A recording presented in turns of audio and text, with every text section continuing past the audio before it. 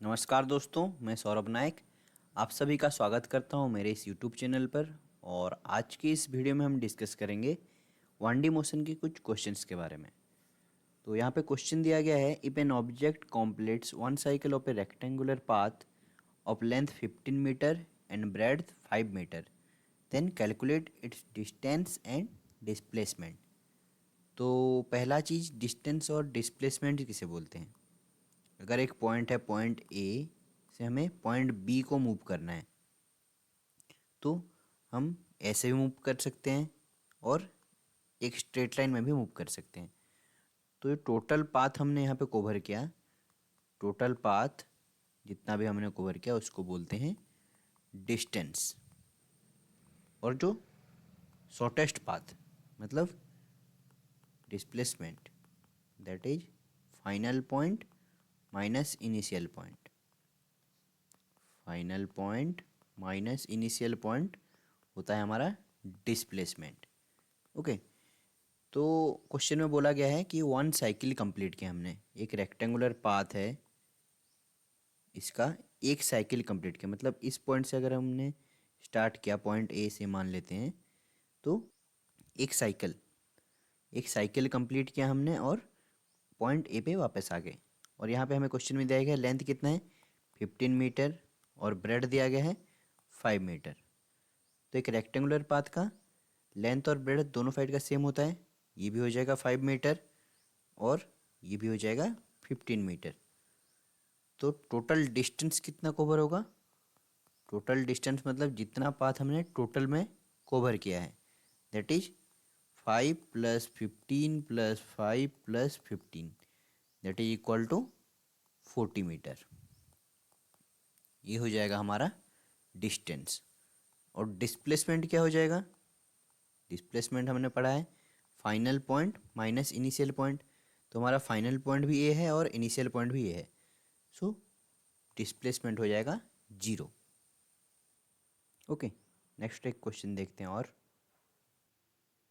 Next question दिया गया है, consider a body having zero initial velocity starts moving with an acceleration of 10 meter per second square. After t seconds its velocity is 15 meter per second. Find t. तो हमने equation of motion पढ़ा था।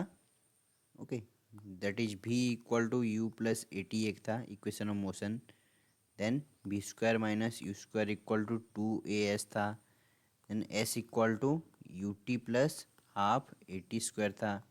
Then s n equal to u plus a by two, 2n - 1 एक था। और s equal to half u plus v into T.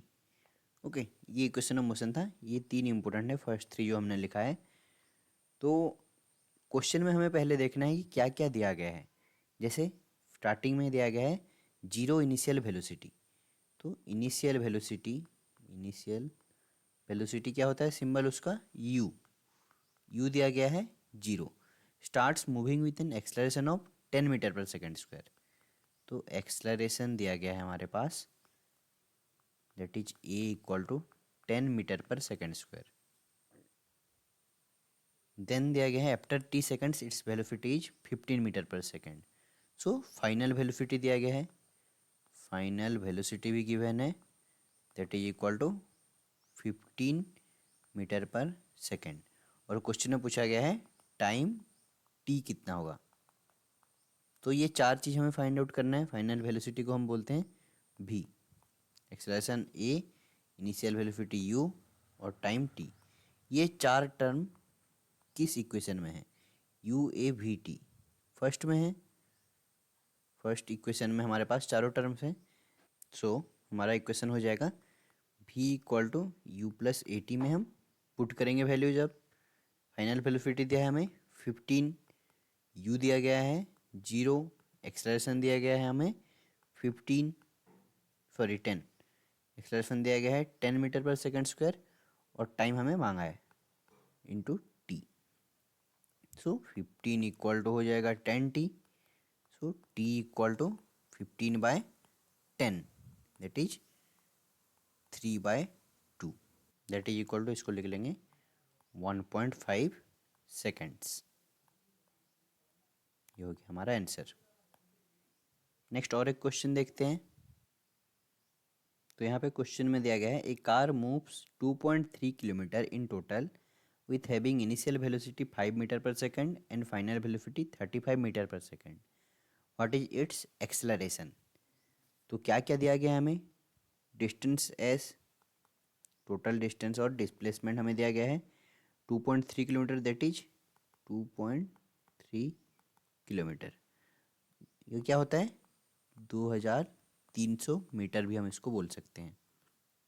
Next हमें क्या दिया गया है? इनिशियल वेलोसिटी दिया गया है, इनिशियल वेलोसिटी दिया गया है। नेक्स्ट हमें that is equal to 5 metre per second दिया गया है।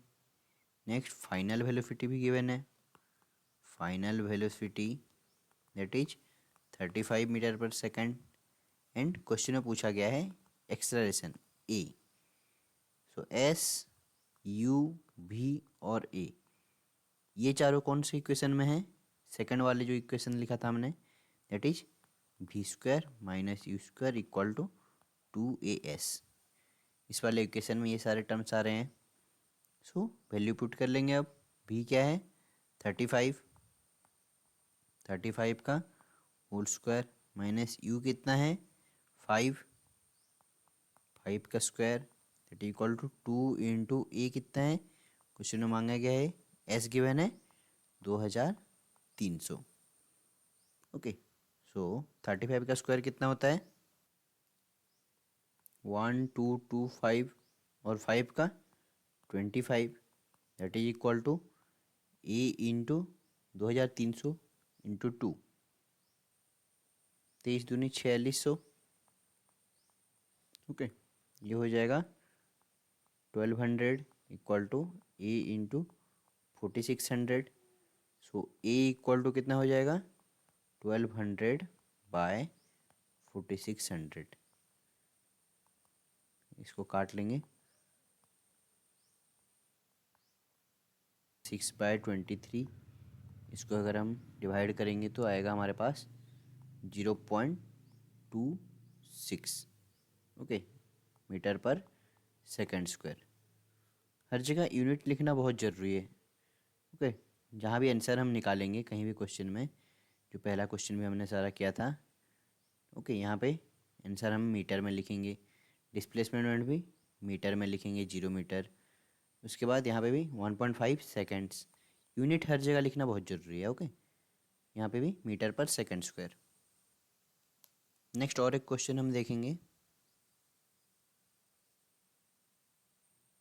नेक्स्ट क्वेश्चन है, a rocket flies 3600 metres in 1 minute, what is its acceleration with initial velocity 0। So initial velocity u given है, that is 0। Initial velocity u दिया गया है 0।